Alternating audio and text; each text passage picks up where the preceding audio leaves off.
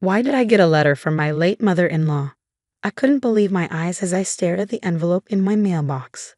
It was from her, even though we had just said our goodbyes at her funeral yesterday. She had always been so kind to me, like a friend despite our age gap. We used to go out and have fun together, and her sudden passing had hit me hard. I was still struggling to accept that she was gone. During my mourning, getting a letter from my mother-in-law was a big shock. As I read it quickly, I discovered something totally unexpected. She had arranged for it to be sent to me by the temple priest after she passed away. Inside, she told me about a hidden door in the family chest and how to find it. She stressed that I should open it alone.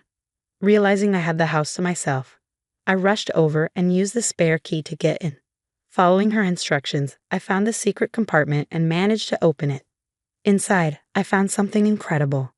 I'm Nancy, 35, working as a web designer from home.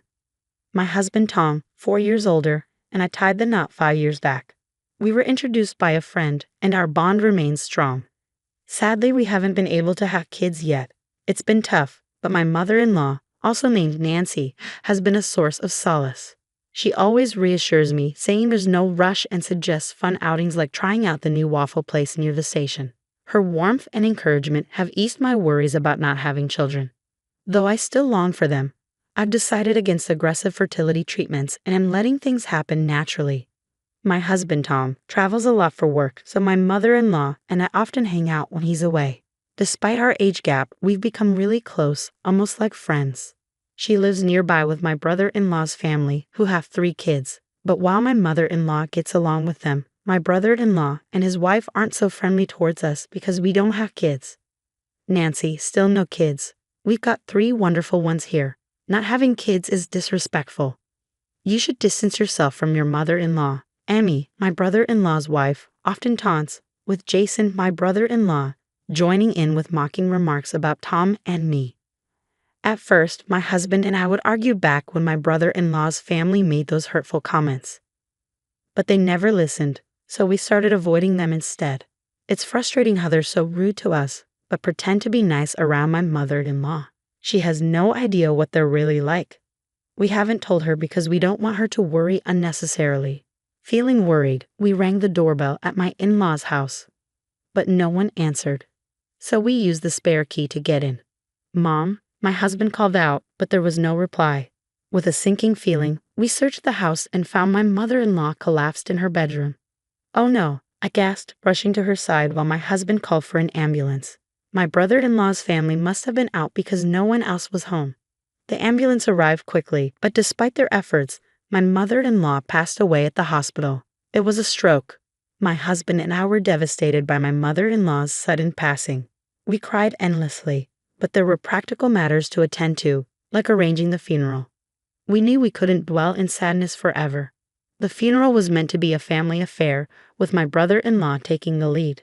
Despite some reluctance from him, we all worked together to honor my mother-in-law's wishes. But throughout the preparations, there was a sense of unease with my brother-in-law. While he carried out his duties as the chief mourner, he seemed detached. After brief conversations with relatives, he would abruptly leave, leaving them offended.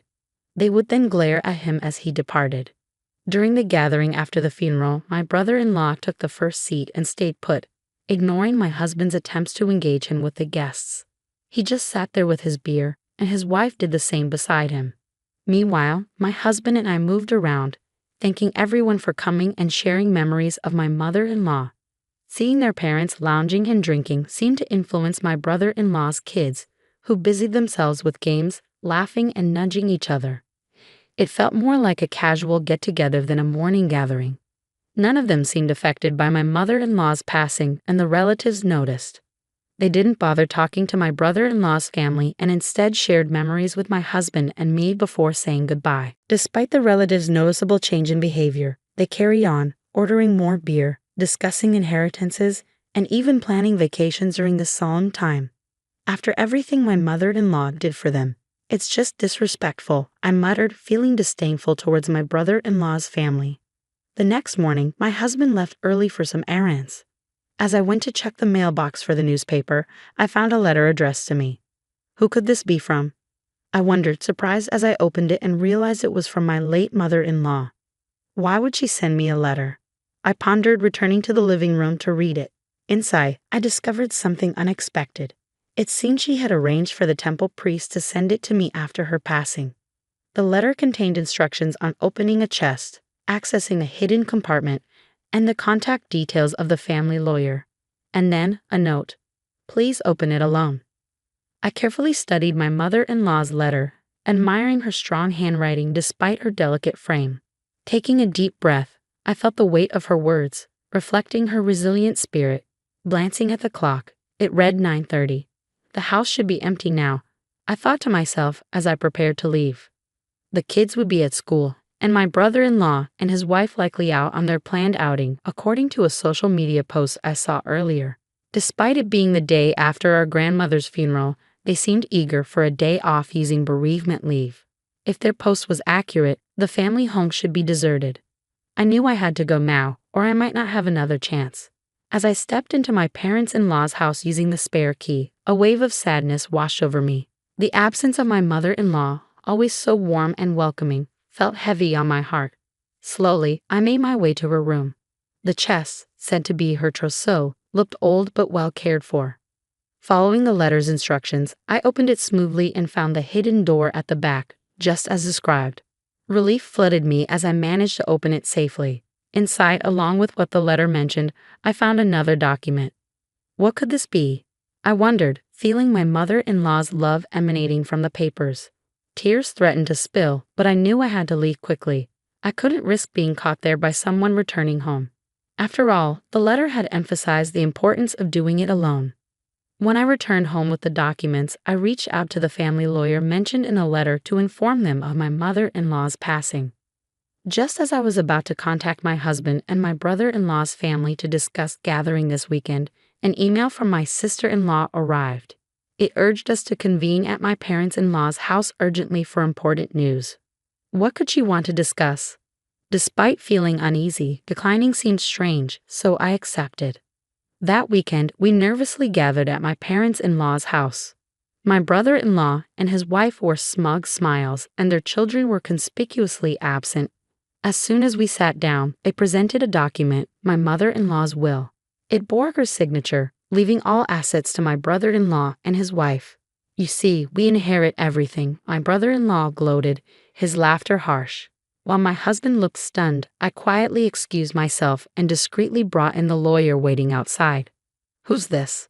My brother-in-law and his wife sounded puzzled as the lawyer entered. Even my husband, unaware of the lawyer's presence, looked surprised.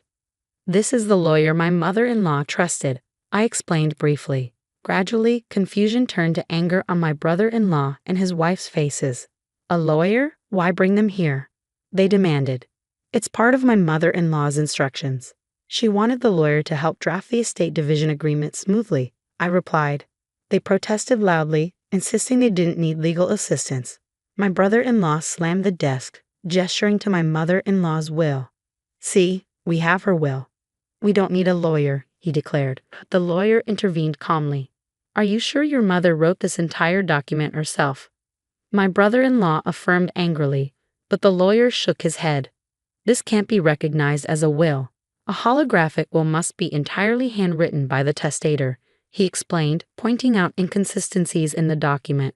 The handwriting looked familiar, but the rest appeared to be printed, likely from a computer. The room fell silent as my brother-in-law reached for the will in front of him. But no matter what he did, the content remained unchanged, neatly printed in Gothic font. Huh? Suddenly, my husband pointed out something strange. Why is the back of the paper so clean? I examined it closely and noticed a discrepancy. The handwriting in the signature section was different from the rest. Could this be a forged will? My brother-in-law and his wife trembled at the lawyer's observation. We wouldn't do such a thing, they protested, but their tension was palpable. The lawyer warned, forgery of a will is a serious crime. Their faces drained of color as they stuttered through excuses. The lawyer delivered the final blow. Nancy has a notarized will, making yours invalid. My brother-in-law and his wife were shocked. What? We never heard of it, they exclaimed. But I remembered the letter from my mother-in-law mentioning a notarized will hidden behind the chest's secret door. We were just as surprised. In the letter my mother-in-law sent earlier, she disclosed the hiding spot to us. Along with practical details, she explained her reasons for making the notarized will and why she shared it with me. She had sensed her health declining and prepared the will, suspecting that my brother-in-law and his wife might try to interfere with it. While I had thought my mother-in-law was oblivious to my brother-in-law and his wife's true nature, it seemed she had a faint inkling of their greed. The notarized will stipulated that the assets would be split equally between my brother-in-law and my husband. What? She did this? My brother-in-law and his wife were stunned, their eyes wide. Then my brother-in-law's demeanor shifted abruptly, and he exclaimed, "Ah, right. As the eldest son, I'm supposed to be the beneficiary of Mom's life insurance, aren't I?" His eyes gleamed with intensity as he spoke. I replied in a chilly tone, "In addition to the notarized will, your mother also left me the life insurance certificate, with myself as the beneficiary." Inside the hidden compartment of the chest, alongside the notarized will, was the life insurance certificate. My brother-in-law and his wife balked at the documents in disbelief, their eyes fixed on them. "I never heard about this. I had no idea," the lawyer interjected. "Changing a life insurance beneficiary doesn't always require notifying the previous one." Despite my brother-in-law's protests and table slamming, the lawyer intervened. Turning to me, my husband asked anxiously, "When did Mom entrust you with this?" I didn't know. I reassured him with a smile. "It was all in the letter I received from her. She wanted to tell you too, but she was worried about raising suspicion with your brother and his wife if both of us were involved. So she entrusted it to me alone." "I understand. It makes sense, considering how close Mom and you were," my husband remarked. As we spoke, my sister-in-law burst in, hysterical. "I can't accept this. Why should you, who didn't even show your children to my mother-in-law, inherit her estate? This is ridiculous. I won't accept it." My brother-in-law chimed in, his face reddening with anger. "Exactly. You have no right to Mom's estate. We lived here just for her inheritance. Splitting it equally. Don't make me laugh. It's all ours." My sister-in-law continued to shout, adding to his selfish claims. "We have 3 children. As compensation for not showing my mother-in-law any grandchildren, you should give all of her inheritance to our children for their future. We have given her 3 grandchildren, so we deserve it more. The inheritance belongs to us." Despite my sister-in-law's aggressive outbursts, I remained composed. "Your arguments don't make sense. Let's try to calm down," I said calmly, but it only seemed to fuel her anger further. "Your calmness is so infuriating. Just give us the money already. You're worthless without children," she shouted, launching herself at me. My husband and the lawyer stepped in to stop her, but before they could, she landed a punch on my head. "Ouch!" I cried out in pain. "Stop it." My husband and the lawyer managed to restrain her, but she continued to struggle, demanding the inheritance.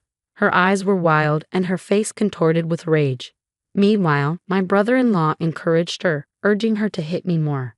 Enraged, my husband called the police to intervene. When the police arrived, my husband and the lawyer briefed them on the situation. My brother-in-law and his wife were escorted away. We thanked the lawyer and decided to let him go for the day. What was meant to be a discussion about dividing the estate turned into chaos. We agreed to send a gift as an apology. My husband had been worried about my well-being since the incident, but he relaxed when I assured him that my headache had gone away. Reflecting on the tumultuous events, I sighed. It's been quite intense. Then my husband brought up something unexpected. "You know, Amy always seems to boast about her children and money," he said. It was true. My sister-in-law constantly flaunted her children and showed an intense fixation on money. During the previous argument about money, my sister-in-law's fixation on her children and money became evident. Her expression during the altercation was truly frightening. "You're right, it's a bit unsettling," my husband mused, falling into silence afterward. Sensing his unease, I asked, "Is something bothering you?" "Yeah, there's something on my mind. I'm thinking of suggesting it to my brother. I believe it might be wise to have DNA tests done for their 3 children," my husband revealed, surprising me. "DNA tests?" I echoed, taken aback. "Yeah, and I'm also considering proposing a background check on Amy. Something doesn't feel right. It's just a gut feeling," he explained. Though I initially thought it might be unnecessary, my husband's intuition had proven accurate before. "All right, if that's what you think, let's discuss it with your brother later."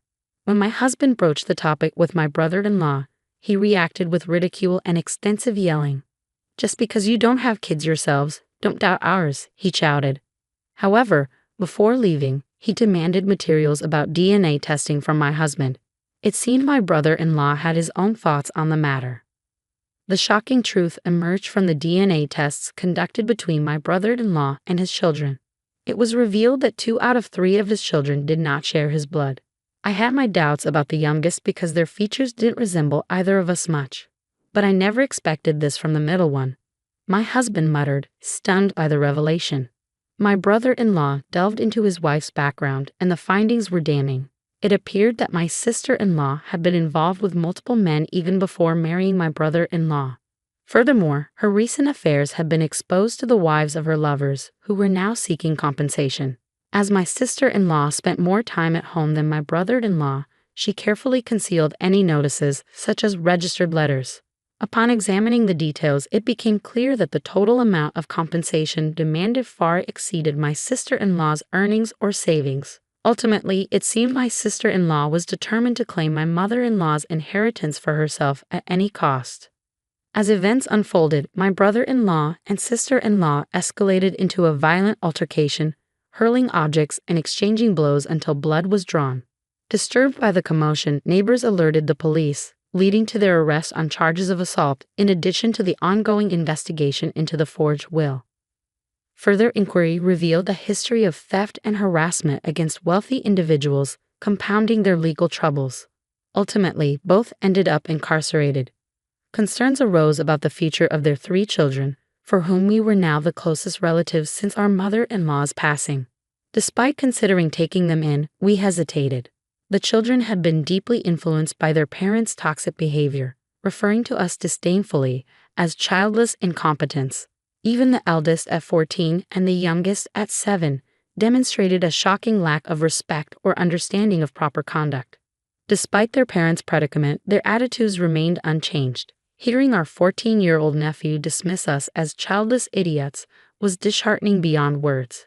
Exposed to such hostility, we found it impossible to nurture affection or optimism about their upbringing. In the end, we decided to reach out to my sister-in-law's parents and formally cut ties with the children. It seemed they understood our decision, as our nephew bitterly remarked, "I'd rather live in Grandma's old shack with a clueless, childless couple." It was clear this was the best course for everyone involved. We chose not to disclose the fact that the younger 2 children were not biologically related to my brother-in-law. Whether to reveal the truth or not, we left in the hands of my brother-in-law and his wife's relatives. My husband and I made the decision to relocate to a distant place, using the inheritance from my mother-in-law to start anew.